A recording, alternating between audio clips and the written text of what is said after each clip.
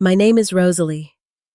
I'm 28 years old, and I never thought my own sister would tell me I wasn't pretty enough to stand beside her on the most important day of her life. When Natalie said I didn't fit her wedding aesthetic, something inside me broke.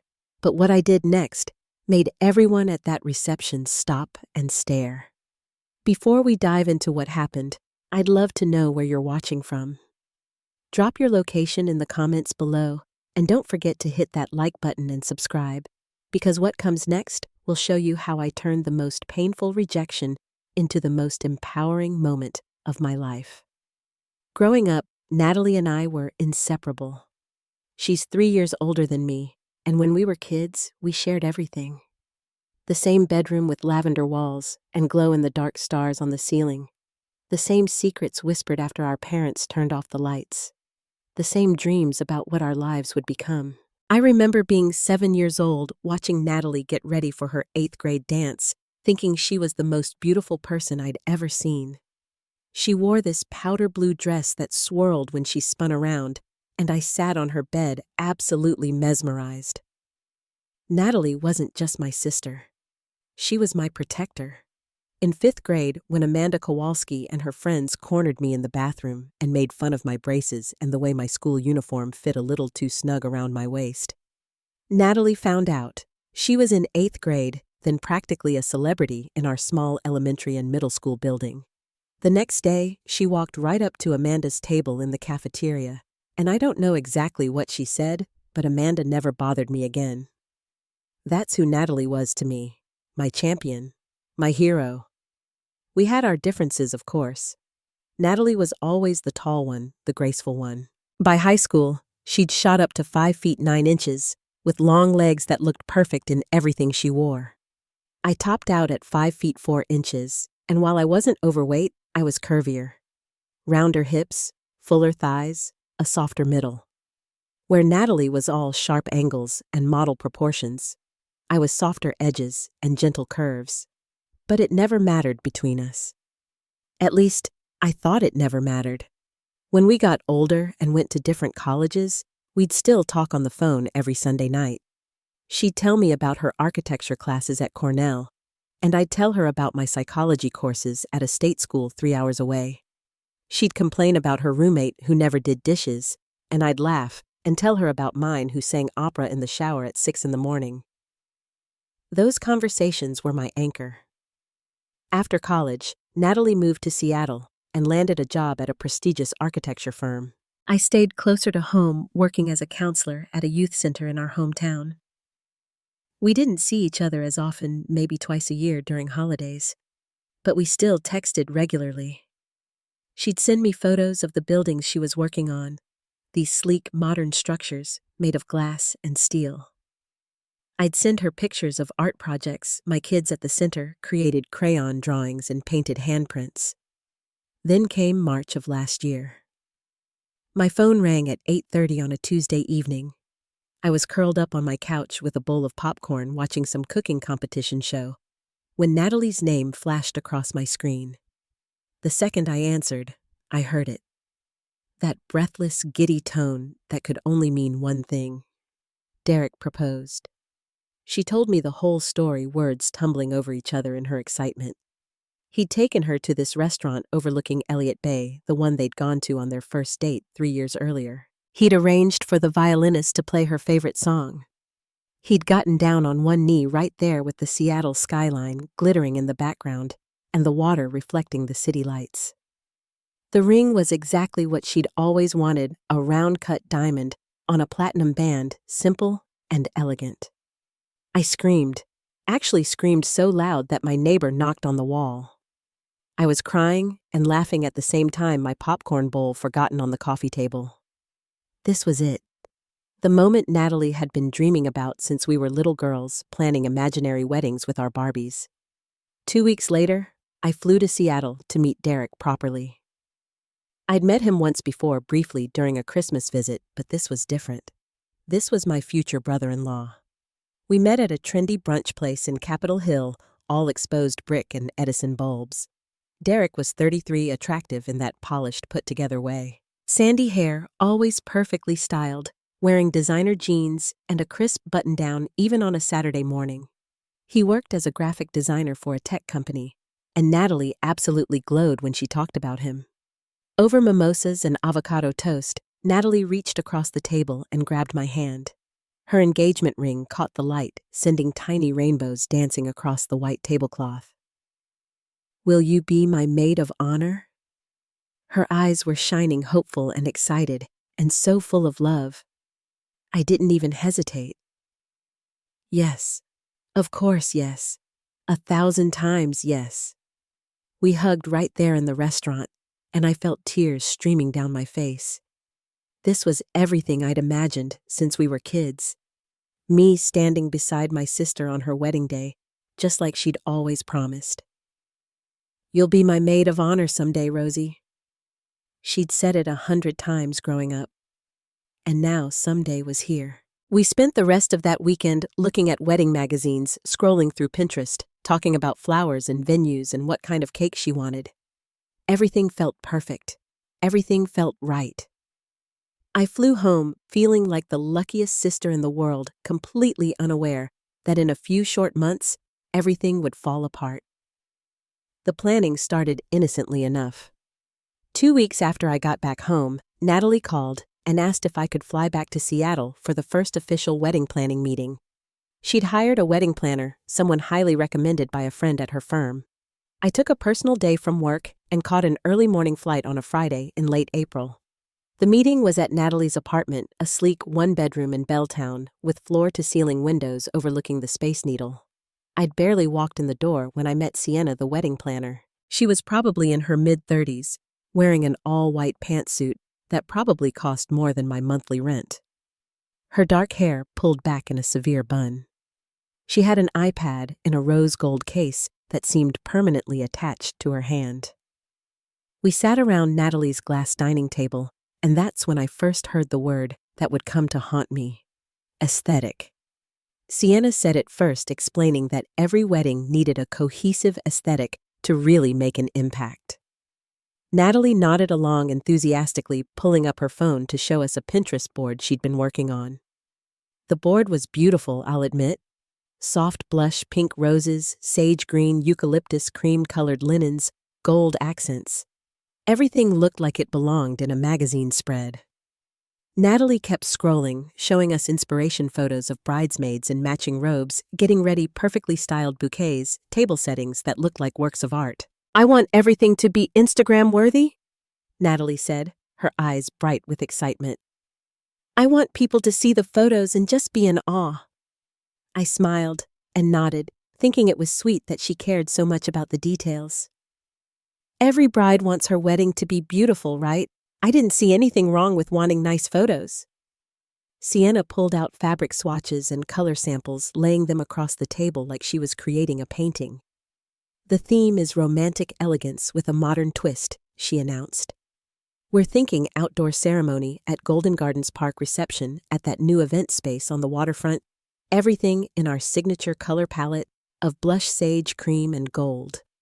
Over the next 2 hours, we made decisions about flowers, discussed potential photographers, and looked at different rental companies for chairs and tables. Every so often, Natalie would pull up another Pinterest image on her phone. "See how all the bridesmaids look in this photo. So cohesive, so elegant.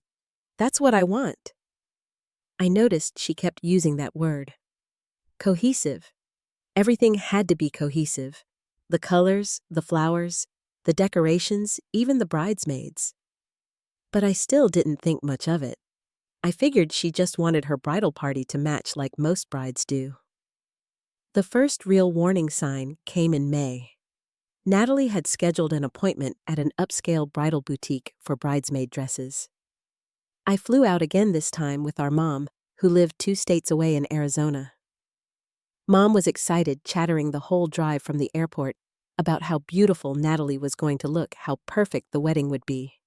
The boutique was in downtown Seattle, the kind of place where they serve you champagne in crystal flutes, and every dress costs more than I spent on groceries in 3 months. Natalie had already chosen the style she wanted for the bridesmaids. When the consultant brought it out, my stomach dropped just a little. It was beautiful, undeniably beautiful. A floor-length slip dress in the palest blush pink made of silk that caught the light like water. But it was also incredibly form-fitting.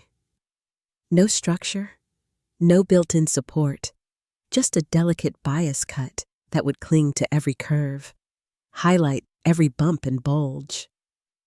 The consultant led me to a fitting room and helped me into the dress.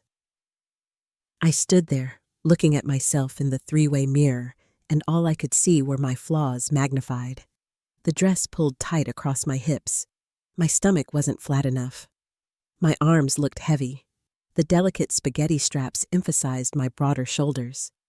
I looked nothing like the willowy models I'd seen in Natalie's Pinterest photos.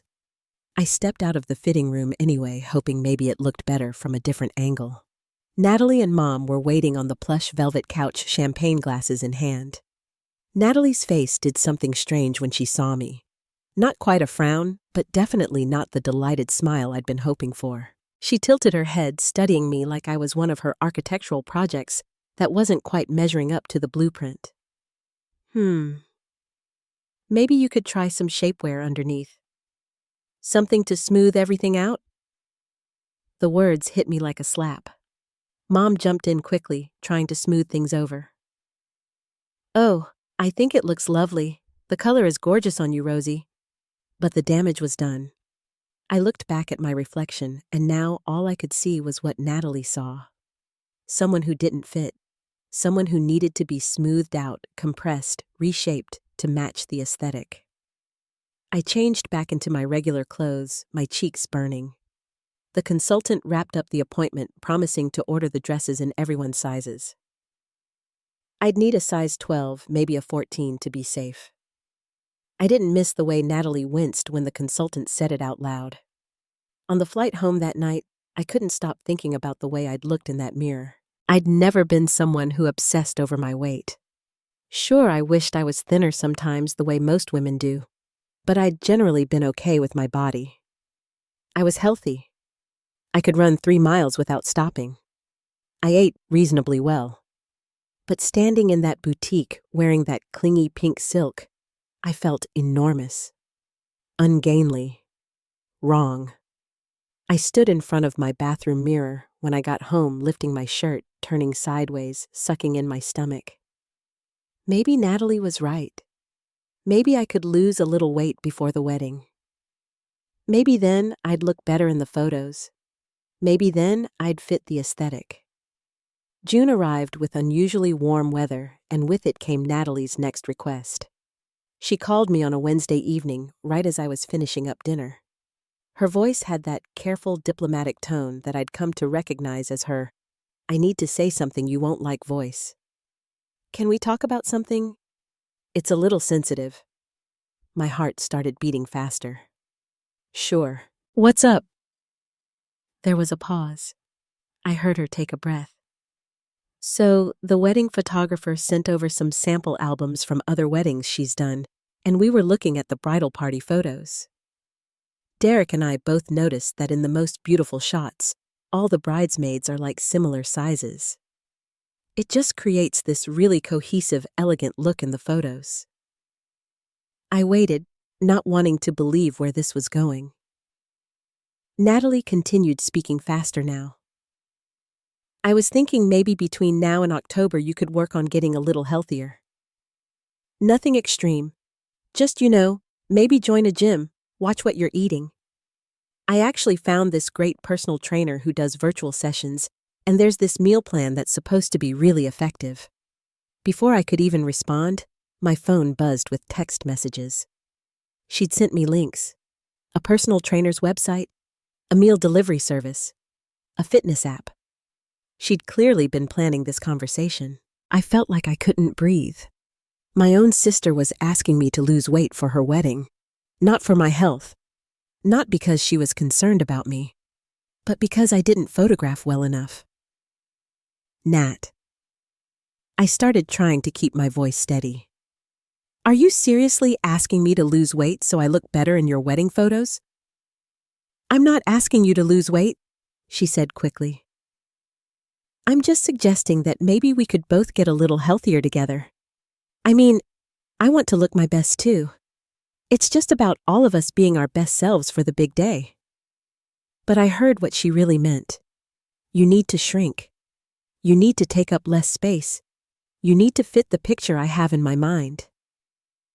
I'll think about it, I said, because I didn't know what else to say. That would be amazing, Rosie. I really think you'll feel so much better too. I'll send you the trainer's contact info. We hung up, and I sat there on my couch staring at the links she'd sent. Part of me was furious. Part of me was heartbroken.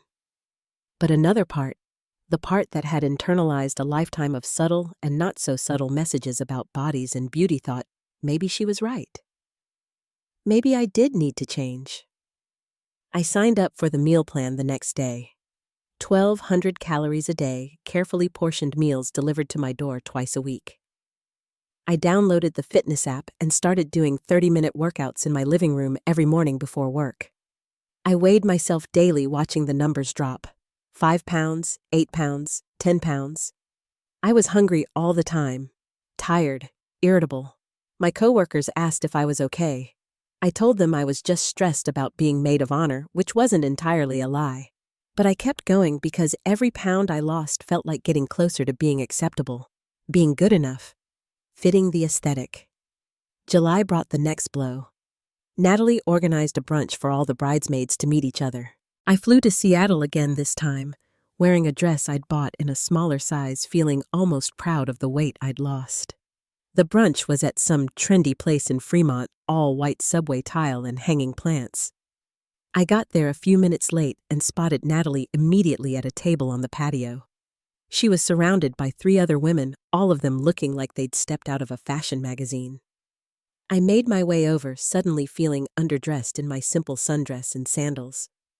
The other women were all perfectly put together, wearing designer athleisure and expensive jewelry, their makeup flawless even at 10 in the morning. Natalie stood up and gave me a hug that felt just a little bit stiff. Everyone, this is my sister Rosalie. Rosie, these are my bridesmaids. She introduced them one by one.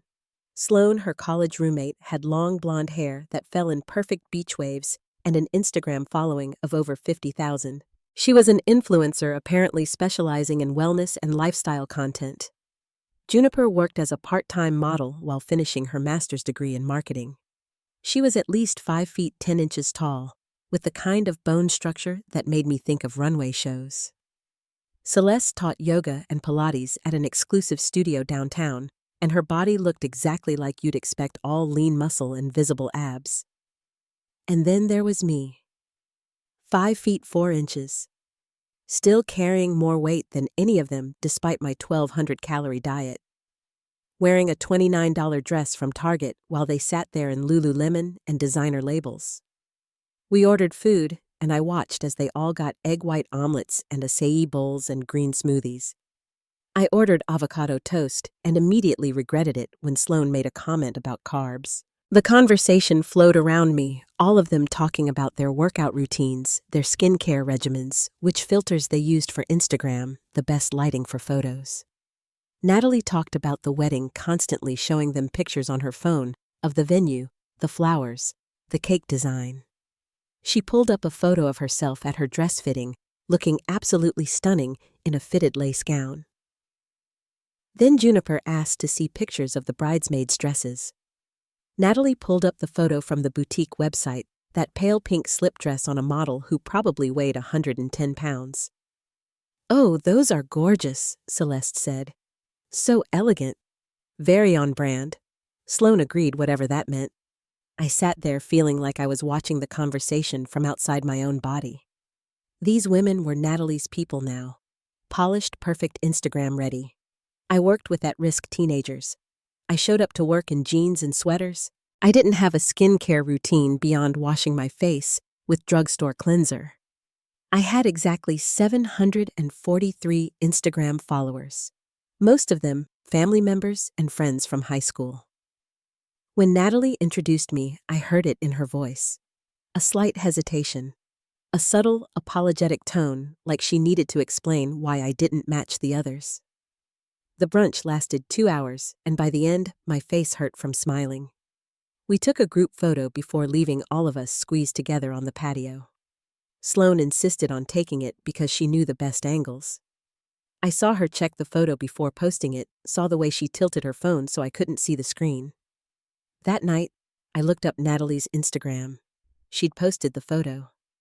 The caption read, "Bridesmaid brunch with these beautiful ladies. So blessed to have such an amazing squad by my side on my big day." In the photo, I was positioned on the end, slightly behind Celeste. You could barely see my face. My body was mostly cut off. The other 3 bridesmaids were front and center, perfectly lit, perfectly posed, perfectly matching Natalie's aesthetic. I zoomed in on my own face in the photo, seeing the forced smile, the uncertainty in my eyes. I looked at the other women, all of them effortlessly beautiful, and I understood something that made my chest ache. I was the odd one out, the one who didn't belong, the one who ruined the cohesive look Natalie wanted so desperately.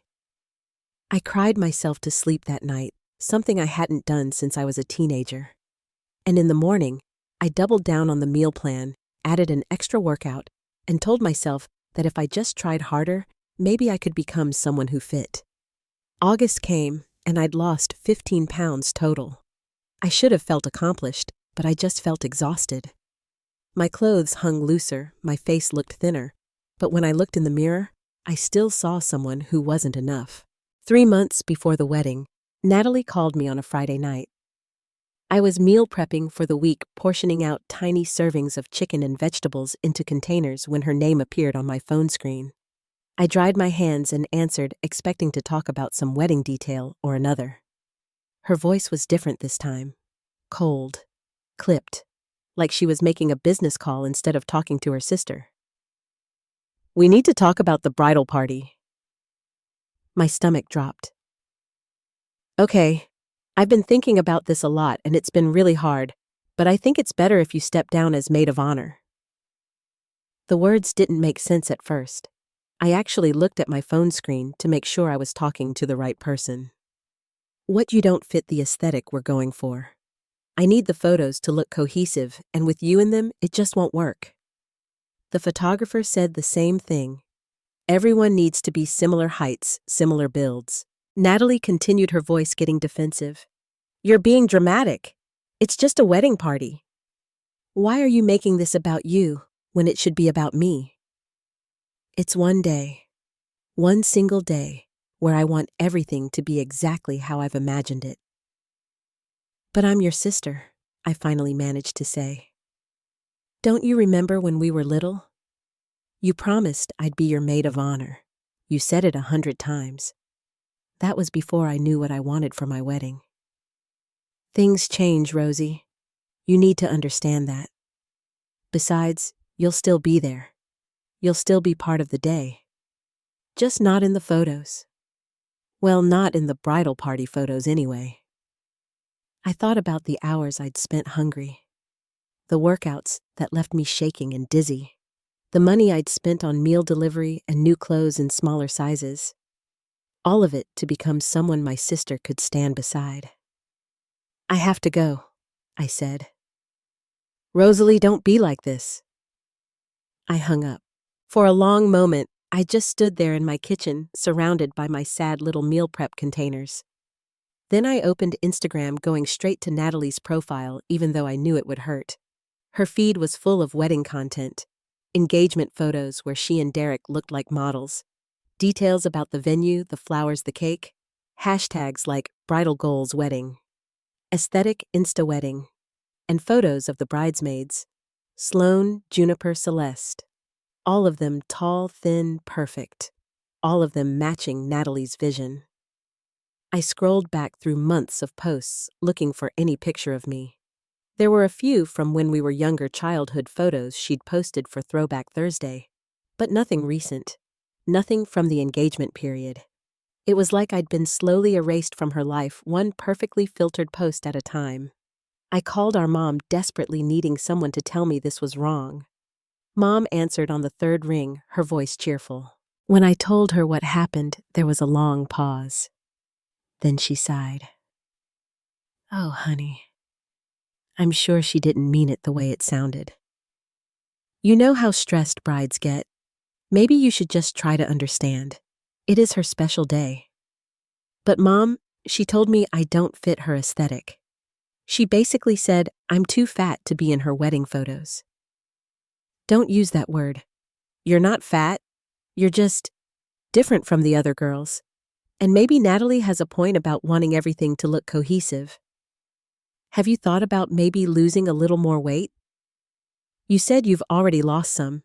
Maybe if you keep going? I hung up on her too. That night was the darkest I'd had in years. I sat alone in my apartment looking through old photos of Natalie and me. There we were at ages 5 and 8, dressed up for Halloween as a princess and a fairy. There we were at 10 and 13 on a family vacation to the Grand Canyon. There we were at 17 and 20 at my high school graduation. In every single photo, Natalie was the beautiful one, the special one, the one everyone noticed first. And I was okay with that because she was my sister and I loved her. But I'd always thought she loved me too, that our bond went deeper than appearances, that she saw me as more than just a body that didn't fit her vision. I looked at my reflection in my darkened phone screen and barely recognized myself. I'd spent the last 3 months trying to shrink, trying to become someone else, trying to be worthy of standing beside my sister. And it still wasn't enough. I would never be enough because the problem wasn't my weight, or my height, or my body. The problem was that Natalie cared more about Instagram likes than she cared about me. Something hardened in my chest that night, a resolve I hadn't felt before. I wasn't going to keep shrinking. I wasn't going to keep apologizing for taking up space. And I wasn't going to let my sister's rejection define me. But I also wasn't going to just disappear. I wasn't going to make it easy for her to erase me from her perfect aesthetic wedding. If she wanted me there as a guest, fine. I'd be there.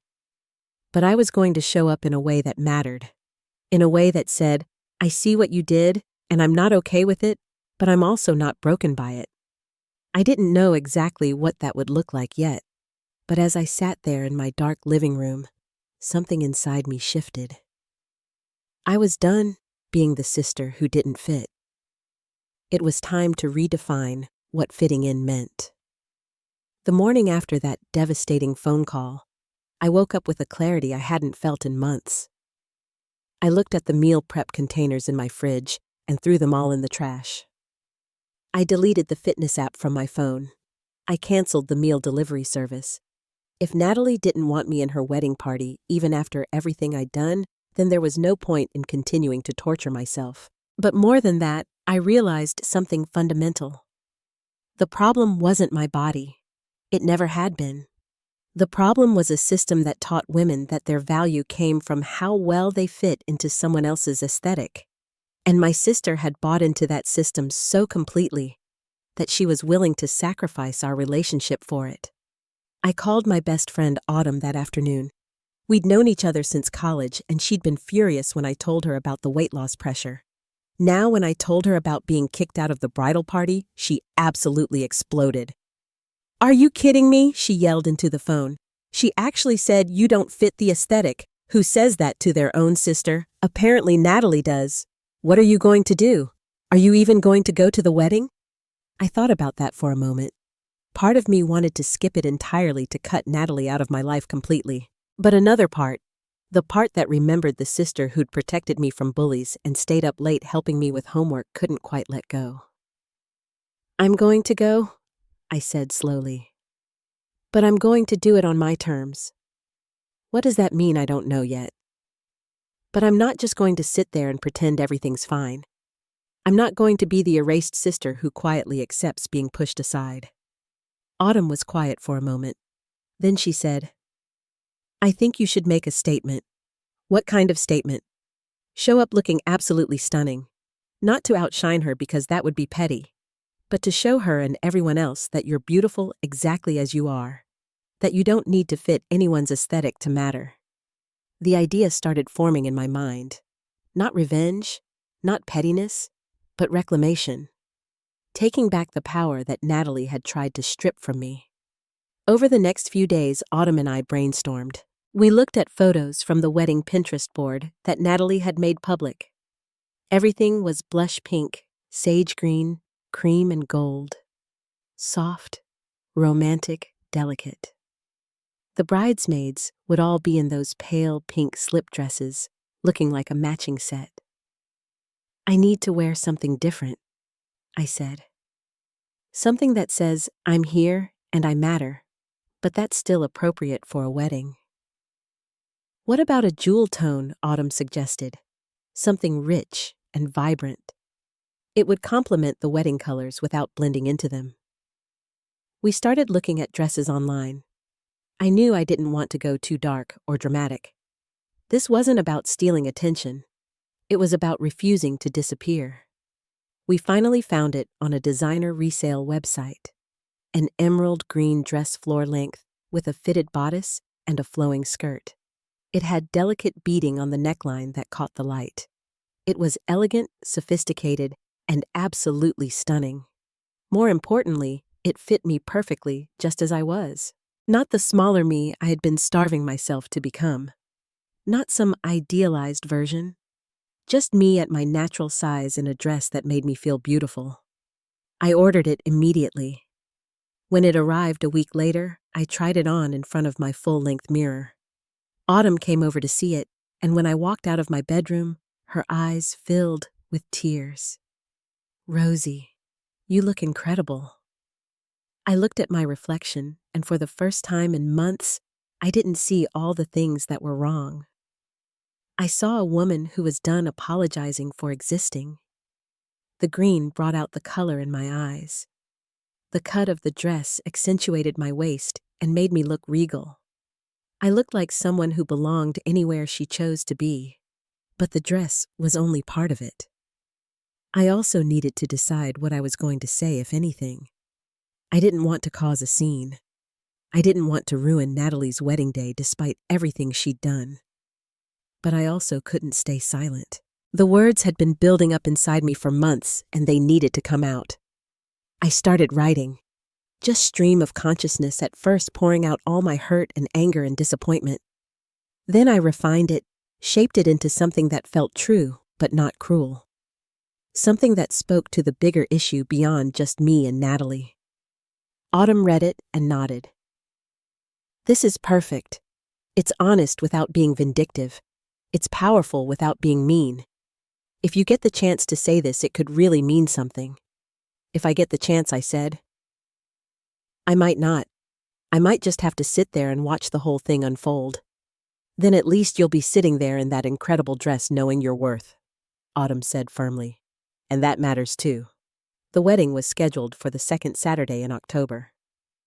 As the date approached, I focused on taking care of myself in real ways.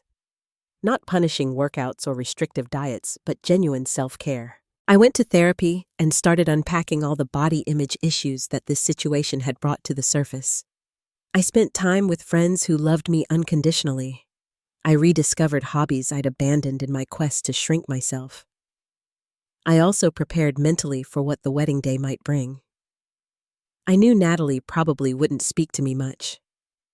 I knew I'd be seated away from the bridal party, away from family, probably at some random table with distant cousins or family friends. I knew people might whisper about why I wasn't standing up there with my sister. But I also knew I'd be walking in there with my head high in a dress that made me feel powerful, with words prepared in case I got the chance to speak them. And that was enough. The night before the wedding, I got a text from Natalie. Just a simple message. See you tomorrow. I hope you're doing okay. I stared at it for a long time before responding. I'll be there. She didn't text back. I hung the green dress on the back of my closet door and looked at it one more time. Tomorrow, I was walking into that wedding, not as the sister who wasn't good enough, but as a woman who knew her worth. And whatever happened after that, I'd be able to live with myself. That was more than Natalie could say. The morning of the wedding dawned clear and bright. One of those perfect October days when Seattle decides to show off. The sky was that brilliant blue that seems almost artificial, and the temperature was mild enough that you could be comfortable without a jacket. Perfect wedding weather, I thought, as I stood in my hotel room getting ready. I'd flown in the day before and checked into a hotel downtown rather than staying with family. I needed space, distance, the ability to control my own environment and leave whenever I wanted. Now, as I did my makeup in the bathroom mirror, I took my time. This wasn't vanity. This was armor. I did my eyes carefully, a subtle smoky look that made them stand out. I'd practiced 3 times in the weeks before to get it right. My hair I'd had done at a salon that morning, swept up in an elegant updo with a few soft curls framing my face. I looked polished, professional, like someone who had her life together, even if inside I was a mess of complicated emotions. Then I put on the dress. The emerald green silk slid over my skin like cool water. I zipped it up, adjusted the neckline, and stepped back to see the full effect. The woman in the mirror looked confident, beautiful, undeniably present. This was not someone who could be erased or ignored. I grabbed my clutch, checked that I had my phone and lipstick, and the small piece of paper where I'd written out the words I might say. Then I took a deep breath, squared my shoulders, and headed out. The wedding venue was at Golden Gardens Park, right on the water. I'd been there once before, years ago, and remembered the stunning views of Puget Sound and the Olympic Mountains. As my rideshare pulled up to the ceremony site, I could see white chairs set up on the lawn, an arch covered in blush roses and sage eucalyptus, and clusters of guests in their wedding finest. I stepped out of the car and immediately felt eyes on me. A few relatives I hadn't seen in years did double takes. An older cousin came up to me, her eyes wide. "Rosalie, you look amazing. I love that dress." "Thank you," I said, smiling genuinely. I made my way toward the ceremony area looking for my seat. As I suspected, I wasn't anywhere near the front. I was seated in the 5th row, sandwiched between some people I didn't recognize. Probably Derek's side of the family. Meanwhile, the first 2 rows were reserved for immediate family and the bridal party. I could see the bridesmaids getting photos taken near the water. Sloane, Juniper, and Celeste, in their matching pale pink dresses, looking exactly like the Instagram posts Natalie had been sharing for months. And there was Peyton, Derek's cousin, wearing the same dress, but with a slightly different bouquet marking her as the maid of honor. She was exactly what Natalie had described. Tiny, blonde, picture perfect. They all looked beautiful, I had to admit. They looked exactly like what they were, a carefully curated aesthetic brought to life. But as I watched them pose for the photographer, I noticed something. They looked stiff, uncomfortable, like mannequins arranged just so, more concerned with angles than with actually enjoying the moment. I took my seat and watched as other guests filtered in. A few more people complimented my dress. My aunt came over and hugged me, whispering, "I heard what happened with the bridal party. I'm sorry, honey. That wasn't right." I just smiled and thanked her. I wasn't here to collect sympathy or stir up family drama. I was here for me. The ceremony started right on time. Music played, and everyone stood as the bridal party walked down the aisle. Each bridesmaid paired with a groomsman, all of them looking polished and perfect. Then came Peyton, with the best man, her smile bright and practiced. And finally, Natalie. I have to be honest. She looked stunning. Her dress was exactly what she'd always dreamed of, fitted lace over a flowing skirt, her hair in romantic waves down her back, her makeup flawless. She looked like a bride from a magazine cover walking down the aisle on our father's arm. But as she passed my row, our eyes met for just a second, and in that brief moment, I saw something flash across her face. Guilt, maybe, or discomfort. She looked away quickly, refocusing on Derek waiting for her at the altar. The ceremony was beautiful in that generic wedding way. The officiant talked about love and commitment and building a life together. Derek and Natalie exchanged vows they'd written themselves, though they sounded more like Pinterest quotes than genuine emotion. They kissed, everyone applauded, and they walked back down the aisle as husband and wife. Throughout the entire ceremony, I felt surprisingly calm. I'd been worried I might cry or feel angry or want to leave, but instead, I just felt clear. Like I was seeing everything from a distance, understanding now what really mattered and what didn't. The reception was at a stunning event space on the waterfront, all glass walls and water views. As guests made their way there, I walked slowly, taking in the late afternoon sun on the water. The sound of seagulls, the smell of salt air. I was in no rush. Inside, the space had been transformed into Natalie's vision come to life. Blush pink linens, sage green napkins, gold chargers, and flatware centerpieces of roses and eucalyptus. Everything perfectly coordinated. Everything Instagram ready.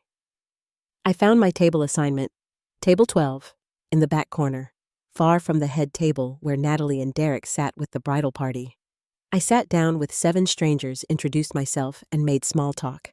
They were nice enough. A couple who worked with Derek. A few family friends. We chatted about the beautiful venue, the lovely weather, how gorgeous the bride looked. Dinner was served a choice of salmon or chicken. I ate slowly, watching the head table. The bridesmaids were taking photos constantly. Sloane had her phone out every few minutes, capturing the perfect shot. Natalie was beaming, but that same quality I'd noticed during the ceremony was still there. She was performing happiness more than feeling it. Then came the toasts. Derek's best man went first with a generic speech about friendship and finding the one. A few people laughed at his jokes. Then it was Peyton's turn as maid of honor. She stood up, her tiny frame nearly disappearing behind the microphone. She talked about how she'd known Derek her whole life, how she was so happy to see him find someone as wonderful as Natalie.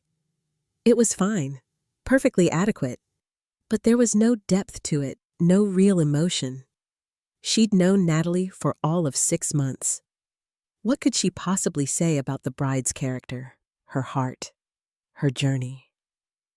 When Peyton sat down, the DJ announced that if anyone else wanted to say a few words, now was the time. This was my moment. I could let it pass. I could sit here quietly, finish my dinner, and leave early. No one would blame me. But then I thought about 15-year-old me watching Natalie get ready for that 8th grade dance, thinking she was the most amazing person in the world. I thought about the promise she'd made, the bond we'd shared, and everything that had been broken. And I thought about all the other women out there who'd been told they weren't enough, weren't the right size, didn't fit the aesthetic.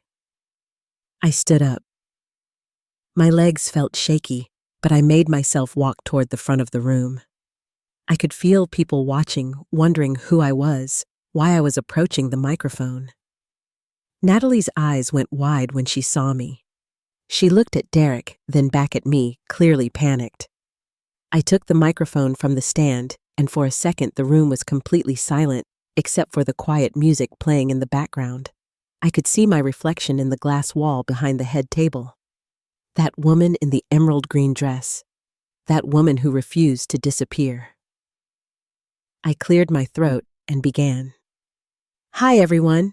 For those who don't know me, my name is Rosalie, and I'm Natalie's sister. Her only sister, actually. A few people shifted in their seats. Natalie's face had gone pale. I continued, keeping my voice steady. I've known Natalie my entire life. When we were kids, we shared a bedroom with lavender walls and glow-in-the-dark stars. We told each other secrets. We protected each other. When I was in 5th grade and getting bullied, Natalie stood up for me. She was my hero. I paused, letting that sink in.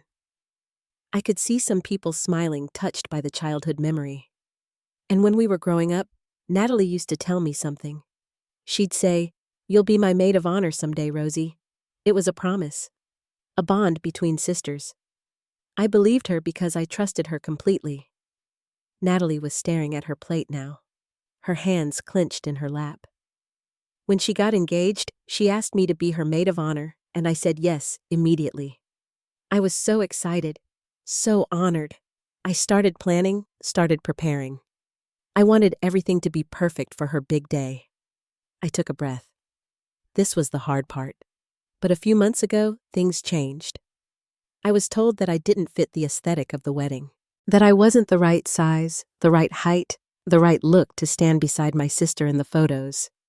I was asked to step down so someone who photographed better could take my place. There were audible gasps around the room.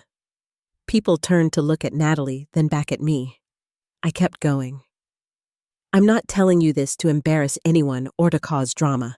I'm telling you this because I learned something important through this experience. I learned that real beauty isn't about fitting into someone else's aesthetic. It's not about being the right size for photos or matching a Pinterest board. My voice got stronger. Real beauty is about showing up authentically. It's about loving yourself enough to refuse to shrink, to refuse to apologize for taking up space. It's about valuing the people who truly see you, not just how you look in filtered photographs. I looked directly at Natalie now.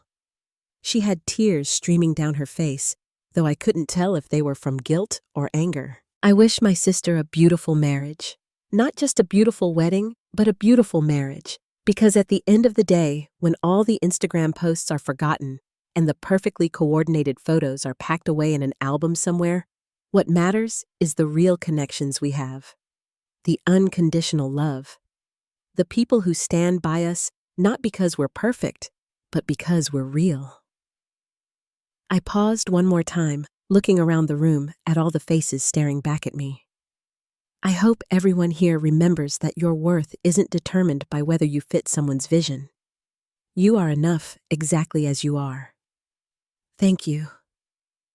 I set the microphone back in its stand. The room was absolutely silent for what felt like forever. Then slowly, someone started clapping. Then someone else. Within seconds, at least half the room was applauding. Some people were standing. I saw my aunt wiping tears from her eyes. The couple at my table was clapping enthusiastically. But not everyone was clapping. Natalie sat frozen at the head table, her face blotchy and red. Derek had his arm around her, looking confused and uncomfortable. Sloane had her phone out, probably already composing an Instagram post about the drama. The bridesmaids looked shocked. I walked back to my table with my head held high. As I passed people, several reached out to touch my arm or whisper encouragement. An older woman I didn't know squeezed my hand and said that took real courage, honey. When I sat back down, Autumn, who'd been seated at a different table, came rushing over and pulled me into a tight hug.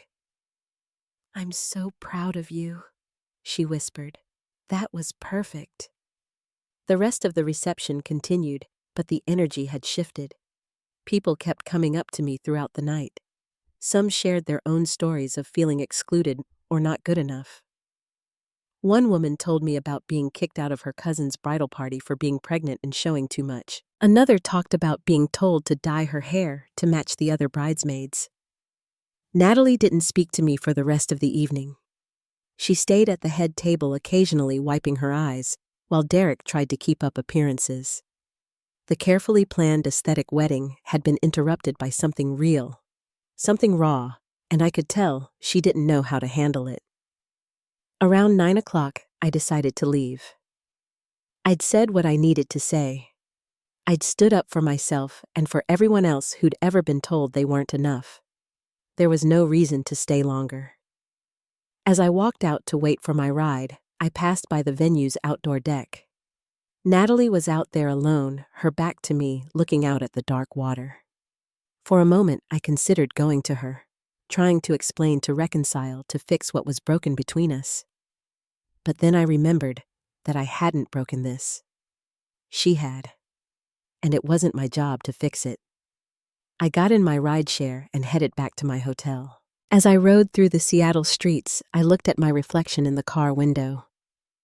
The woman looking back at me was tired, emotionally drained, but also lighter somehow. Like I'd been carrying a weight I didn't even know was there, and I'd finally set it down. I'd done it. I'd shown up. I'd spoken my truth. I'd refused to disappear. And whatever happened next, I could live with myself. That was more than enough. The first few days after the wedding were strange.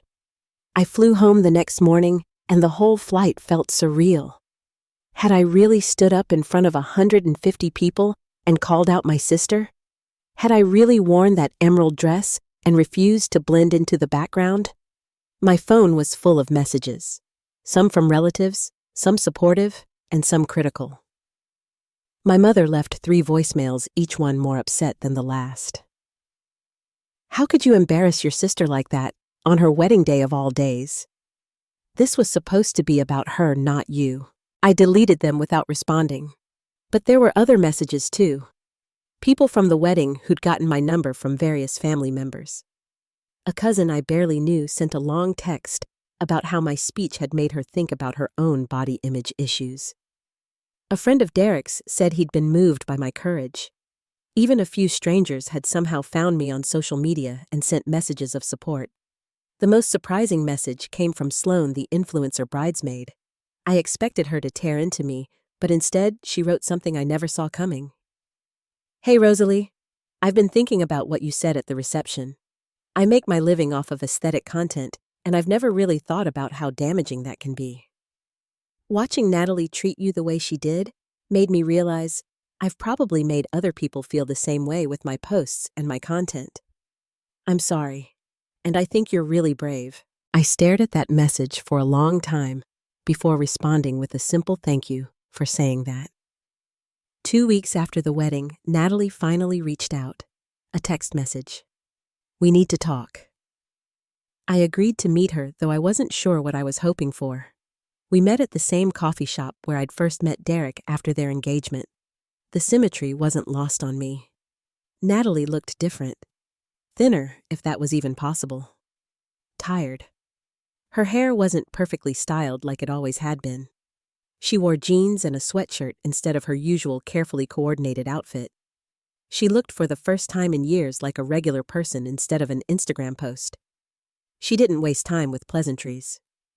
You embarrassed me in front of everyone I know. I stayed calm. I told the truth. You made my wedding about you. Her voice was sharp, defensive. Your wedding stopped being about love and commitment the second you decided Instagram aesthetics mattered more than your own sister. She flinched. Then, to my surprise, she started crying. Not delicate tears, but real sobs. I don't know what happened to me, Rosie. I got so caught up in making everything perfect. Derek and we've been fighting since the wedding. He said I've become someone he doesn't recognize. That I care more about how things look than how they actually are. I felt a pang of sympathy, but I didn't let it override my boundaries. That's something you need to work on. But it doesn't change what you did to me. I know, she whispered. I know I hurt you. I justified it by telling myself it was about the photos, about the vision, about making everything cohesive. But the truth is, I was jealous. That surprised me. Jealous of what you've always been so comfortable with yourself. Even when we were kids, you never seemed to care what other people thought. You were confident in who you were. And I hated that about you because I've never felt that way. I've always needed validation. I needed to be the pretty one, the successful one, the one everyone admired. And when I was planning this wedding, I needed it to be perfect because I thought that would finally make me feel worthy. Her honesty was unexpected, and it softened something in me. But I also knew that understanding why she'd hurt me didn't mean I had to accept it. I'm sorry, doesn't feel like enough, she continued. I know that. I don't know if I can ever make this right, but I am sorry. I'm so sorry. We sat in silence for a while. I wanted to forgive her immediately to go back to how things were when we were kids, but I also knew that wasn't possible. Too much had changed. Too much damage had been done. I appreciate you saying that. I finally said. But I need you to understand something. I can't go back to the way things were. I can't pretend this didn't happen. Our relationship is different now, and it might never be what it was. She nodded, wiping her eyes. I understand. I also need you to know that I don't regret what I said at your wedding. I meant every word, and I'd say it again. I know. We left the coffee shop without hugging, without making promises about the future. It wasn't a reconciliation. It was just two women acknowledging hurt and beginning the long, uncertain process of figuring out if there was anything left to salvage. In the months that followed, I focused on healing myself. I started seeing a therapist who specialized in body image and family trauma. I joined a support group for women dealing with similar issues. I learned that what happened with Natalie wasn't just about her personal cruelty. It was about a culture that teaches women that their value comes from their appearance, from fitting in, from being aesthetically pleasing. I also found a community of people who'd experienced similar rejection. Online and in person, I connected with women who'd been excluded from weddings, family photos, social events, because they didn't fit someone's vision. We shared our stories, supported each other, and reminded each other that we were enough. I started a small blog, just writing about my experiences and what I was learning. I didn't expect anyone to read it, but it grew. Women from all over found it and shared their own stories in the comments.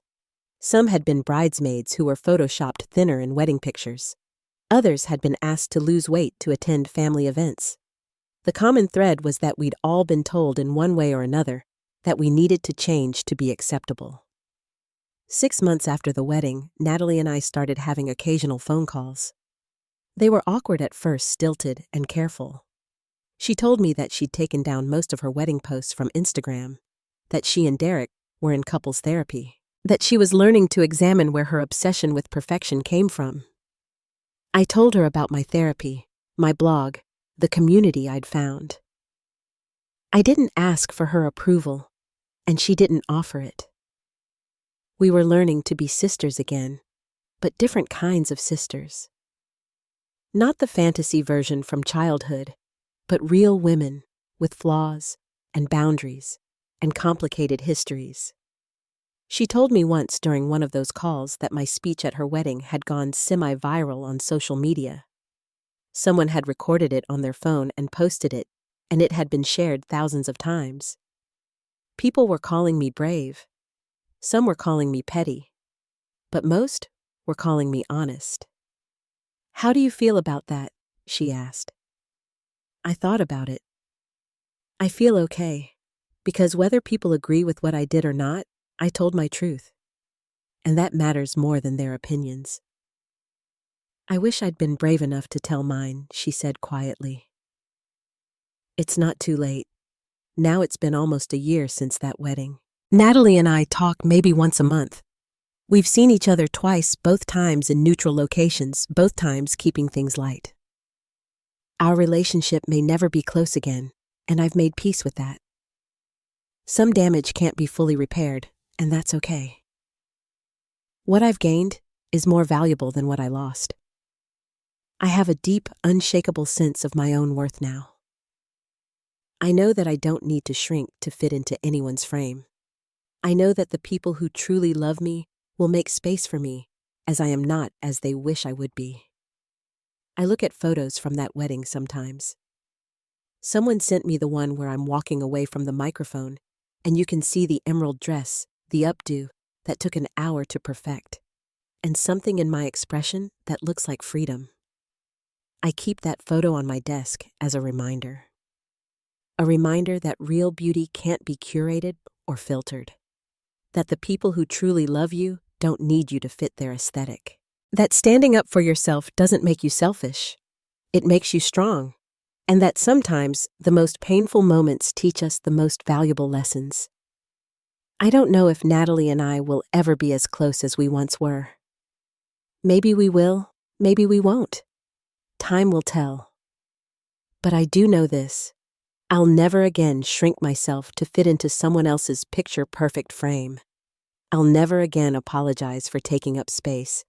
I'll never again let someone tell me I'm not enough because I don't match their vision. And that's a lesson worth every painful moment, every tear shed, every awkward family gathering where people whisper about what happened. It was worth it because I found myself in the process. The real me, not the edited version, not the filtered version, not the version that fits neatly into someone else's aesthetic.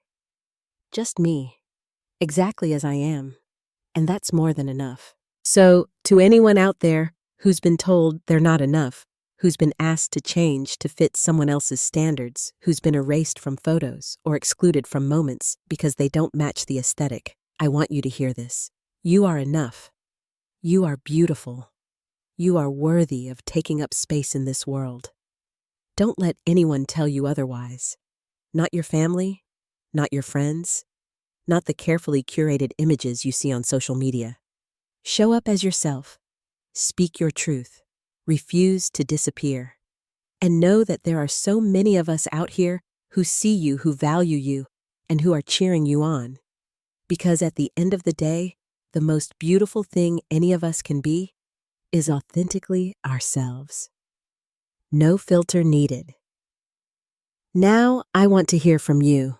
Have you ever felt like you weren't enough because you didn't fit someone's expectations? How did you handle it? Drop your story in the comments below because I truly believe that sharing our experiences helps others feel less alone. And if this story resonated with you, please hit that like button and subscribe to hear more real, unfiltered stories about life, family, and finding your worth. Share this with someone who needs to hear that they're enough exactly as they are. Thank you so much for listening to my story, and I hope it reminded you that your value isn't determined by anyone's aesthetic. You are worthy, you are beautiful, and you are enough. Take care of yourselves and remember to stand tall in your truth.